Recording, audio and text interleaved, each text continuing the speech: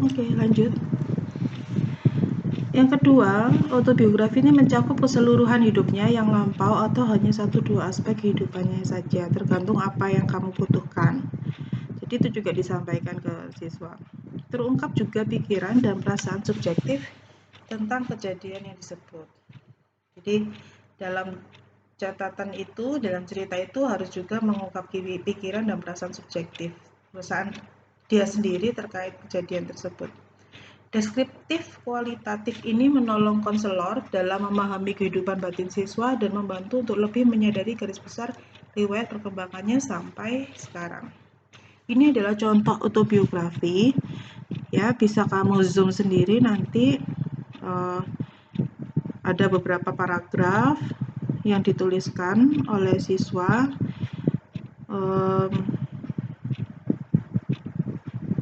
Apa ya, ini sepertinya dituliskan oleh siswa yang mungkin sudah, atau bukan siswa, sudah cukup dewasa, jadi tulisannya juga bagus. Bagaimana kalau misalkan siswa itu masih kecil? Nah, ini juga perlu dipertimbangkan.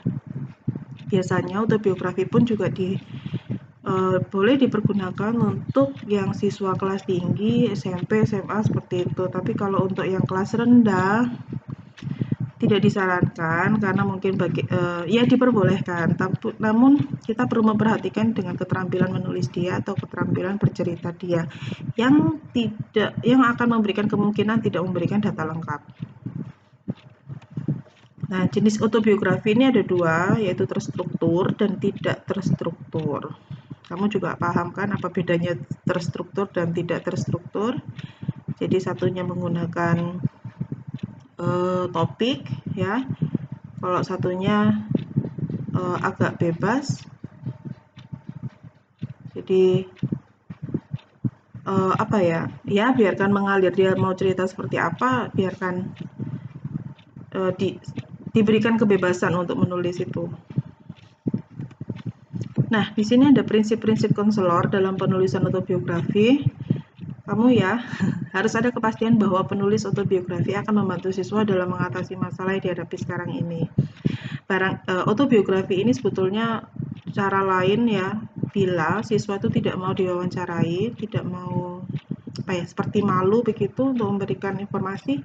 Jadi ini adalah opsi bagi siswa yang pemalu, jadi biarkan dia menulis. Tapi tentu saja siswa kelas tinggi, ya. Kalau untuk siswa kelas rendah ini sepertinya masih belum mampu untuk bercerita sedetail itu.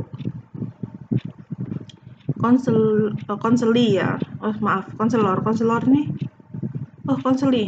ini tidak dapat dipaksa untuk menulis autobiografi. Penulisan ini hanya dapat diusulkan.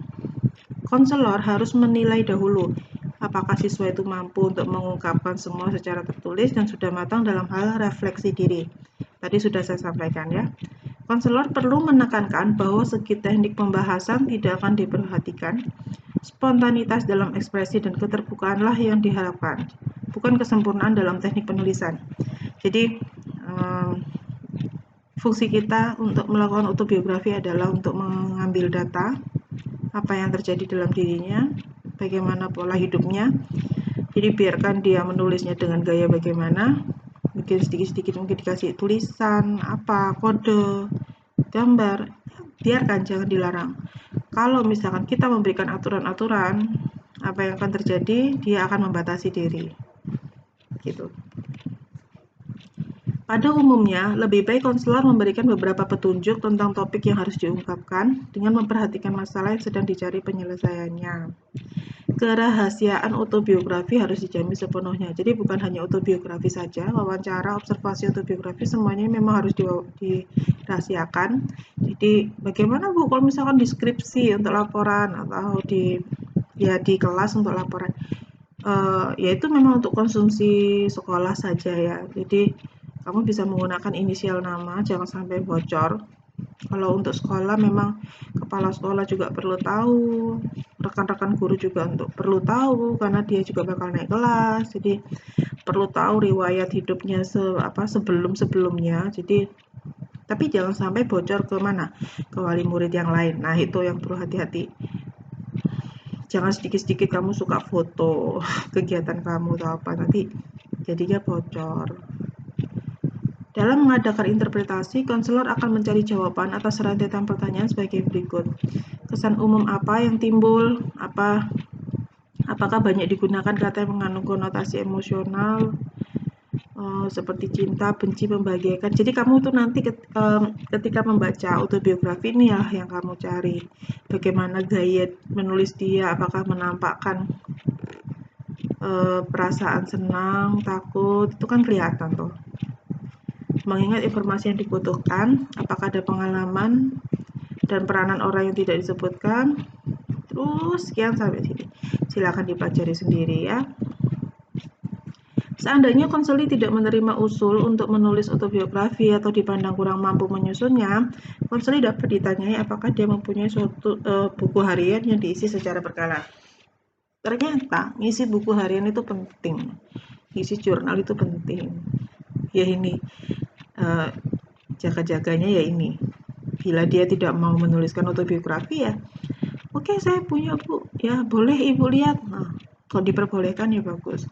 Kalau tidak diperbolehkan, berarti kamu harus melakukan pendekatan lagi. Fungsi kita melakukan observasinya apa? Fungsi kita wawancara ini apa?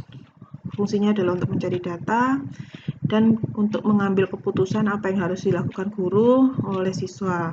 Jadi siswa ini harus tahu bahwa memang dia ini punya masalah, jangan ditakutin, punya masalah dan gurunya akan membantu untuk memberikan solusi.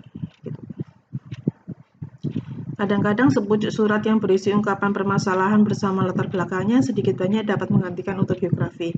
Ada siswa yang baru dapat berbicara secara leluasa setelah masalahnya diuraikan secara tertulis terlebih dahulu. Oke.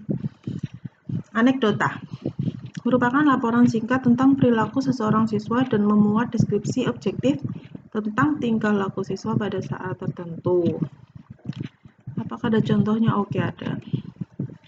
Yang dideskripsikan yaitu suatu perbuatan siswa yang berupa ucapan kata-kata yang disaksikan berdasarkan observasi langsung terhadap kata-kata atau tindakan itu. Perbuatan yang dimaksud apakah cukup signifikan atau memberikan indikasi tentang sikap siswa yang bersangkutan yang menampakkan diri dalam perbuatannya. Siapakah yang membuat anekdota? Guru, ya, observernya. Yang menulis adalah seluruh tenaga pendidik, baik guru maupun non-guru yang sempat mengobservasi tingkah laku siswa dalam berbagai situasi sekolah. Tujuannya untuk mengumpulkan informasi yang relevan tentang kepribadian siswa melalui pencatatan fakta yang diamati dalam lingkungan sekolah. Jadi seperti observasi ya. Observasi langsung ditulis. Jadi mata kita ini harus jeli dimanapun kita berada, dan anekdota ini juga harus terjangkau oleh kita. Maksudnya jangan diletakkan di tempat yang bagaimana, mungkin ditaruh di meja jadi mudah untuk menjangkau. Barangkali tiba-tiba siswanya menunjukkan perilaku tertentu dan gurunya supaya tidak lupa jadi harus langsung mencatat gitu. Tapi ingat ya, kamu jangan menunjukkan mimik wajah yang kayak detektif gitu, yang mungkin sambil bawa kaca pembesar kamu lihat perilakunya. Nanti siswa juga akan bertanya-tanya kenapa dia, dan dia akan jaga jarak gitu. Oke, unsur anekdota, jadi ada nama siswa, tanggal observasi, tempat observasi, situasi di mana perbuatan observasi, misalnya selama pelajaran fisika dalam kelasnya, deskripsi singkat tentang kata-kata yang didengar, serta aneka orang lain terhadap perbuatan siswa. Ini adalah contoh dari anekdota. Di Google cukup banyak sekali contoh dari anekdota. Style menulisnya juga banyak, tapi kurang lebih ya seperti ini.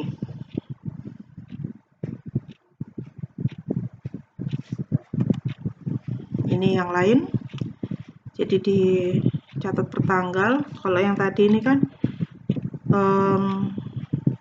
selama satu semester mungkin, selama satu semester. Jadi seperti rapot sekarang ya, rapot sekarang itu kan deskripsi seperti ini, itu bagus.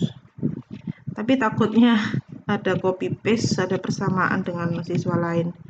Lebih baik ya memang tulis tangan, tapi ya memang butuh waktu. Ini per tanggal, jadi tidak begitu detail tapi cukup memberikan informasi.